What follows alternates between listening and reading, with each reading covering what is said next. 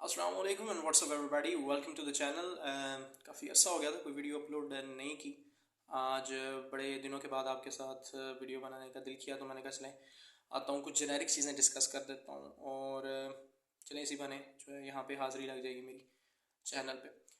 तो बात कुछ यूँ है कि काफ़ी सारे स्टूडेंट्स रिसेंटली स्ट्रगल कर रहे हैं और वो है जी हमारी स्पीकिंग के साथ। स्पीकिंग हमने ज़िंदगी में नहीं सर की, समझ नहीं आती कैसे कहानी बनाएं क्यू कार्ड के अंदर, कैसे एक्सप्लेन करें उसे, और हमें ये नहीं पता कि हम अपनी पर्सनल डिटेल्स कैसे बताएं। ये सारी स्ट्रगल जो है वो बहुत ज़्यादा स्टूडेंट्स को आ रही है। ख़ासतौर पे ये सबसे ज़्यादा स्ट्रगल जो है वो फेस कर रहे हैं जी हमारे जनरल ट्रेनिंग के स्टूडेंट्स, जो निस्बतन थोड़े कम एजुकेटेड हैं और उन्हें ये समझ नहीं आती कि वेयर टू स्टार्ट, कहाँ से शुरू करें, क्या ऐसी चीज़ें हैं जो हमें बेहतर बना सकती हैं। पहली बात तो आपने कॉन्सेप्ट निकाल देना है कि मैंने सही इंग्लिश बोलनी है। सही इंग्लिश, देखो बात यह है कि जिस एजुकेशन सिस्टम से हम आ रहे हैं उसको भी हमने मद्देनज़र रखना है। तो हमें ये एफर्ट करनी पड़ेगी कि हम जस्ट बोलें। करेक्ट कितनी है, बुरी कितनी है, इसके चक्कर में अगर आप पढ़ेंगे तो you will hesitate to speak, ये बात कन्फर्म है। तो आपका मकसद ये होना चाहिए कि मैं कम्युनिकेट करूँ, नो मैटर ग्रामेटिकल एक्यूरेसी है या नहीं है, मैंने अपनी बात दूसरों तक कन्वे करनी है, दैट इज़ योर गोल। लेकिन हम ज़रा एक और ही डायरेक्शन में चल पड़ते हैं कि एक्यूरेसी होनी चाहिए, ग्रामर मिस्टेक नहीं होनी चाहिए हमारी, ताकि कोई बंदा स्माइल ना करे, हंसे नहीं हमारी इंग्लिश के ऊपर। देखो यार, जब भी आप कोई नई चीज़ सीखोगे, फॉर एग्ज़ाम्पल आप ड्राइविंग सीखते हो, आप साइकिलिंग सीखते हो, आप गिरते हो भाई। आपको ये कॉन्सेप्ट समझना पड़ेगा कि आप जब कोई भी नई चीज़ सीख रहे हो, for example if you are trying to learn another language, ये आपके लिए एक ब्रांड न्यू स्किल है। आप बाउंड टू हैपन कि जनाब आप गिरोगे, it is bound to happen कि आप गिरोगे।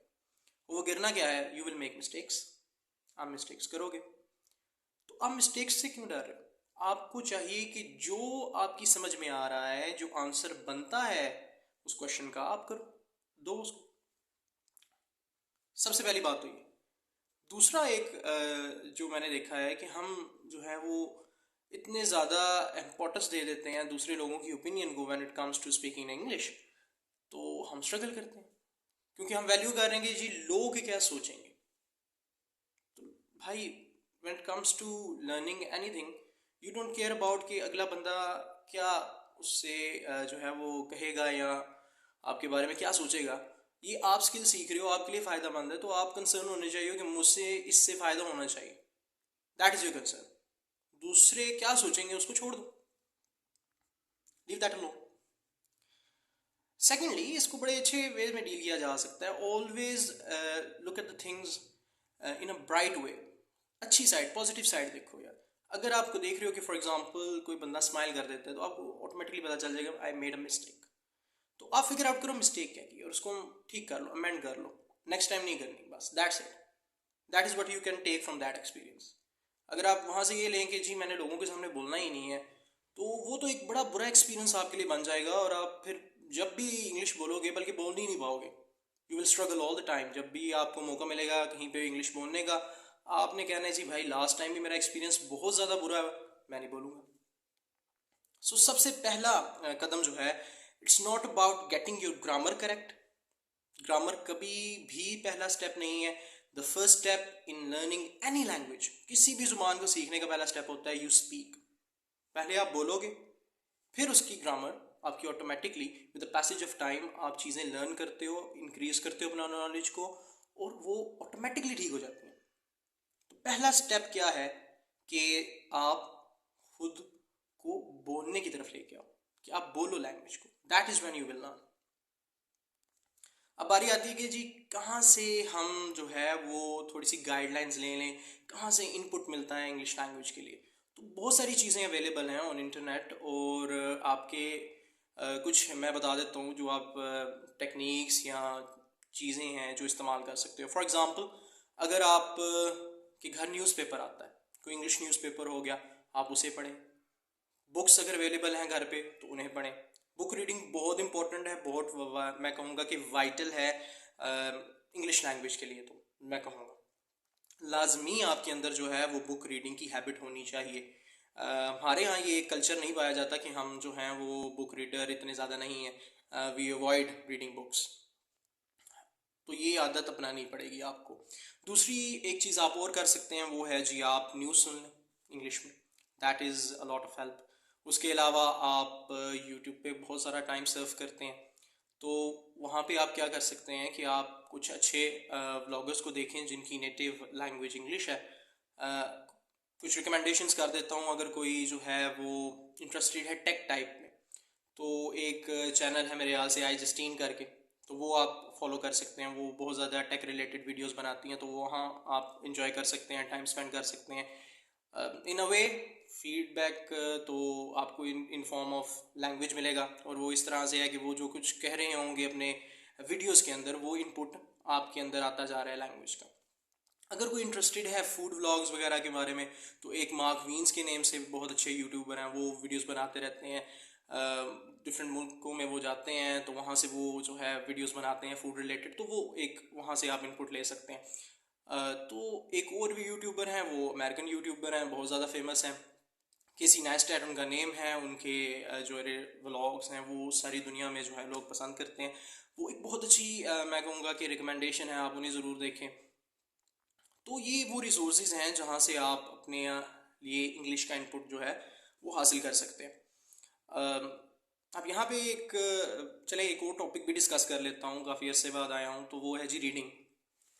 आइल्स में रीडिंग को लेके बहुत ज़्यादा स्ट्रगल पाई जा रही है जी। क्योंकि वो कहते हैं जी हमारे पास टिप्स नहीं हैं, ट्रिक्स नहीं हैं, टेक्निक्स नहीं हैं, हमें रीडिंग करते हुए एक सबसे ज़्यादा जो लोग कहते हैं कि जनाब ताहत आ जाती है, क्योंकि आंसर मिल नहीं रहे होते हैं हमें, और हमें तो रीडिंग की आदत नहीं। भाई किसी भी चीज़ को करने में आपको प्रैक्टिस की ज़रूरत पड़ेगी।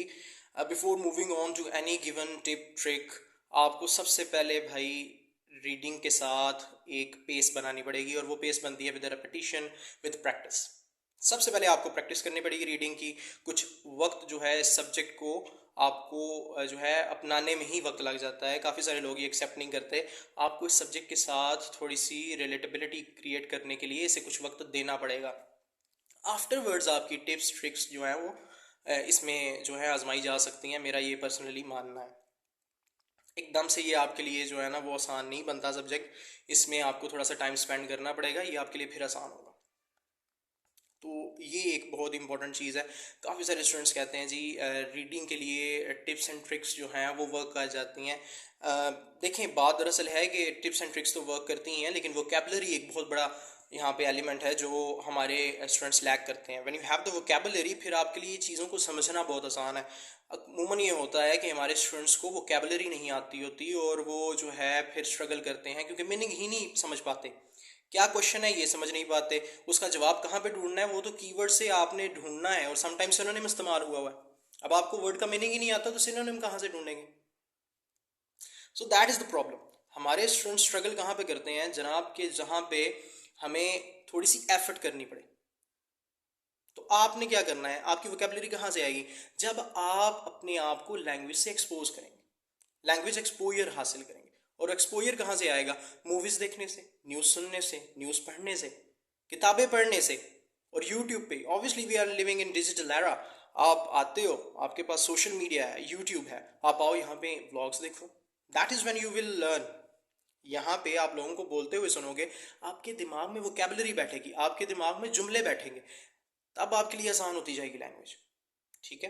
तो वोकेबलरी को बढ़ाने का तरीका भी यही है कि जब आप लोगों को कोई वर्ड इस्तेमाल करते हुए सुनेंगे, तो ऑटोमेटिकली आपकी वोकेबलरी में बैठ जाएगा, कॉन्टेक्स्ट बैठ जाएगा कि कौन सा वर्ड है, किस कॉन्टेक्स्ट में इस्तेमाल होता है, कब इस्तेमाल होता है, और उसको कहने का अंदाज क्या है। Pronunciation, even you can get your pronunciation correct अगर आप जो है इन व्लॉग्स वगैरह को देखते हो। तो ये सारी वो चीज़ें हैं जो बेसिक कोर पे आती हैं, और इस पे हर शख्स यूनिक है, हर शख्स की कैपेबिलिटीज, सर्कमस्टांसेस, सिचुएशंस डिफरेंट हैं। उस किसी को ज़्यादा वक्त लग सकता है, किसी को कम वक्त लग सकता है, लेकिन बात यही है कि कंसिस्टेंसी जो है वो मैटर करती है। आप के अंदर की जो एक कह सकते हैं कि अर्ज है कि मैंने ये चीज़ करनी है, वो मैटर यहाँ पे करेगी। तो सबसे पहले कहूँगा कि इनपुट में करें जी फोकस, और वो ये है कि आप अपने आप को कंटेंट से एक्सपोज करें in different shapes and forms, तो फिर आपकी जो है वो बेहतरी आनी शुरू होगी जी। चलिए जी, इंशाल्लाह उम्मीद करता हूँ कि जल्द ही शायद कोई दूसरी वीडियो बनाऊँ तो फिर उसमें आपके साथ मुलाकात होगी। तब तक अपना ख्याल रखिएगा। Take care. अल्लाह हाफ़िज़।